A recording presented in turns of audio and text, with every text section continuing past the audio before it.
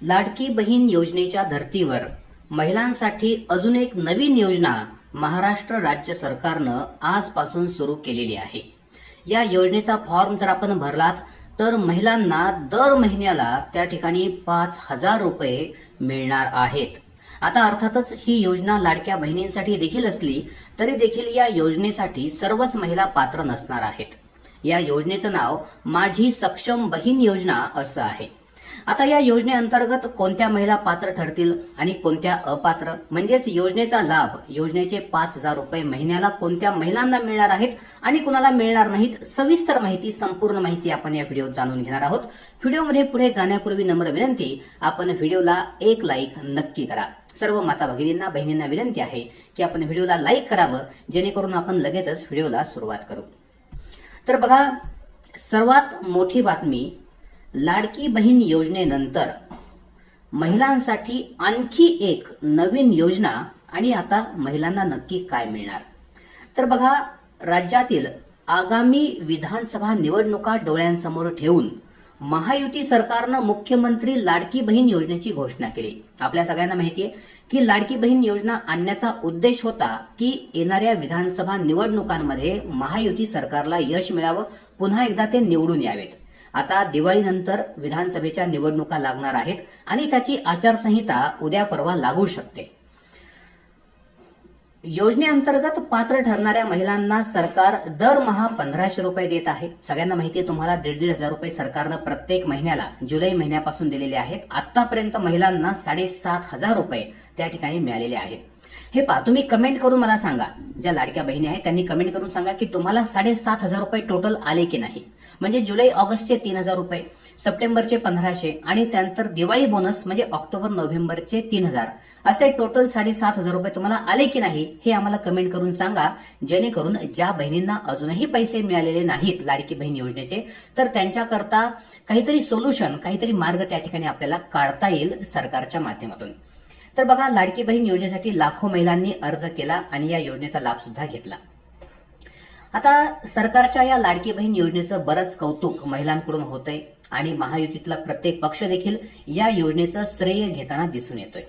परंतु झालंय असं की आता या योजनेमुळे सरकारी तिजोरीवर मात्र प्रचंड भार पडतोय।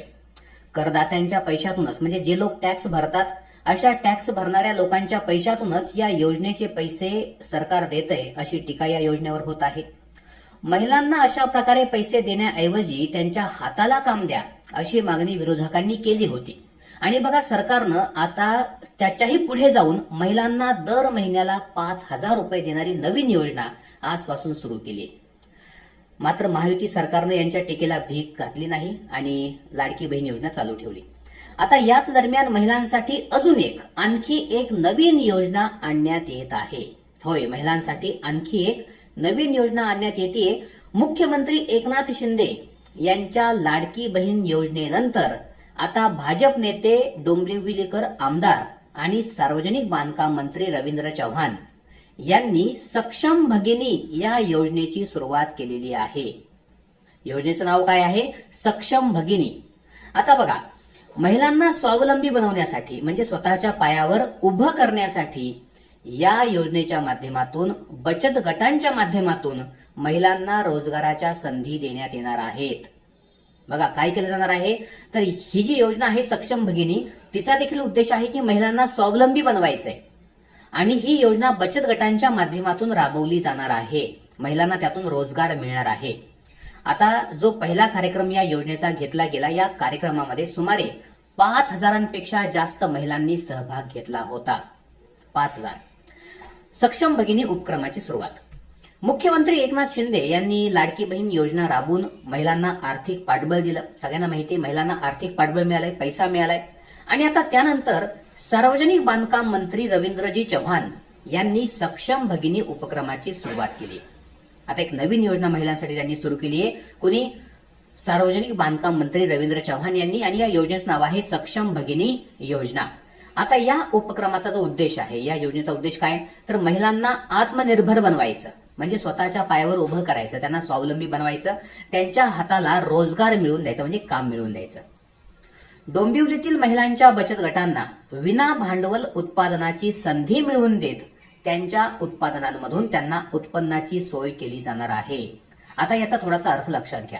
जर तुम्ही बचत गटामध्ये आहात, जर नसाल तर तुम्ही स्वतःची नोंद करून घ्या. स्वतः एखाद्या बचत गटाशी तुम्ही जोडून घ्या, त्या बचत गटात तुम्ही सामील व्हा. तर ज्या ज्या महिला बचत गटामध्ये आहेत अशा महिलांना विना भांडवल म्हणजे पैशाची गरज नाही, पैशाची सोय सरकार करेल. उत्पादनाची संधी सरकार मिळवून देणार आहे आणि त्यांची ही जी उत्पादनं आहेत, मग तुम्ही घर बसल्या त्या ठिकाणी पापड लाटू शकता, घर बसल्या लोकर काम विणकाम करू शकता, घर बसल्या तुम्ही लोणची, तुम्हाला जे काही येतं, लोणची असतील किंवा पापड असतील, खडवस, जी वस्तू तुम्हाला बनवता येते तर त्या वस्तू तुम्ही बनवायच्या आहेत. त्या सर्व वस्तूंमधून तुम्हाला पैसे मिळवून द्यायची सोय, तुम्हाला उत्पन्न द्यायची सोय सरकार करणार आहे. थोडक्यात तुमच्या वस्तूंची विक्री करायची, त्याचं मार्केटिंग करायचं, हे सगळं काम सरकार करणार आहे. तुम्ही फक्त वस्तू बनवायच्या आहेत आणि त्या सरकारला द्यायच्या आहेत. तर नवरात्रीच्या निमित्तानं, सध्या नवरात्री सुरू आहे सगळ्यांना माहितीये, या नवरात्रीच्या निमित्तानं या उपक्रमाचं उद्घाटन मंत्री चव्हाण यांनी केलं.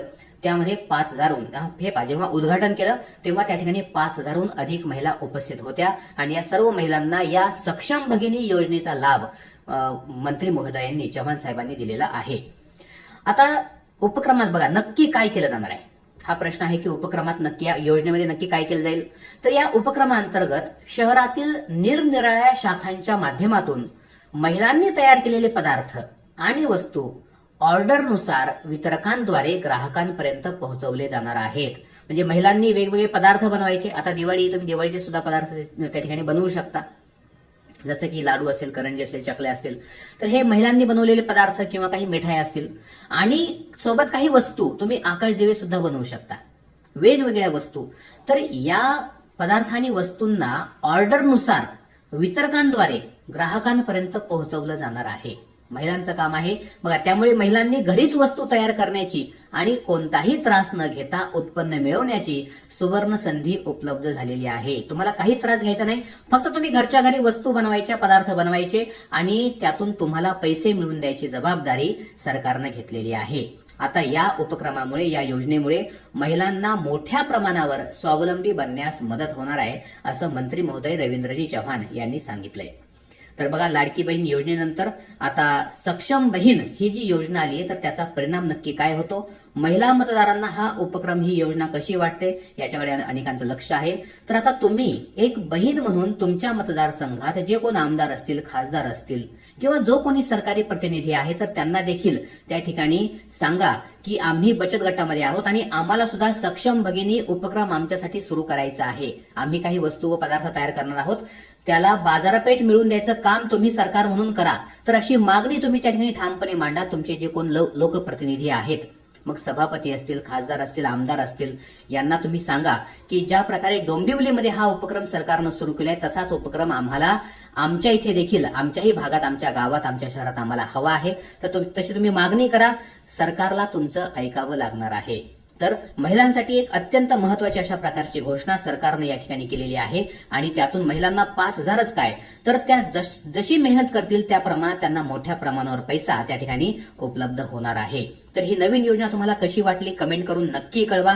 तुमच्या गावात, तुमच्या भागात योजना सुरू झाली की नाही ते सुद्धा सांगा. लाडकी बहीण योजनेचा दिवाळी बोनस तुम्हाला मिळाला की नाही ते सुद्धा सांगा. जर मिळाला नसेल तर स्पष्टपणे सांगा.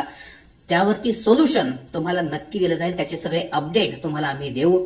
तर व्हिडिओला लाईक नक्की करा, जास्तीत जास्त बहिणींपर्यंत हा व्हिडिओ शेअर करा, जेणेकरून संपूर्ण राज्यभरामध्ये ही माझी सक्षम बहीण योजना कार्यान्वित होईल, लागू होईल.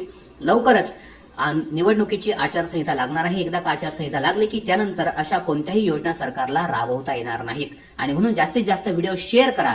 जेवढ्या जास्त बहिणी मागणी करतील तितक्या लवकर ही योजना तुमच्यासाठी, तुमच्या भागामध्ये सरकारकडून सुरू केली जाईल. तर या योजनेशी संबंधित जे काही नवीन अपडेट येईल ते तुम्हाला जर हवं असेल तुमच्या मोबाईलवर, तर लगेचच चॅनलला सबस्क्राईब करा आणि बेल आयकॉन दाबा. म्हणजे या योजनेचे सगळे अपडेट आम्ही तुमच्यापर्यंत पोहोचवत राहू. तुमच्या मोबाईलमध्ये तो व्हिडिओ सातत्यानं येत राहील. धन्यवाद.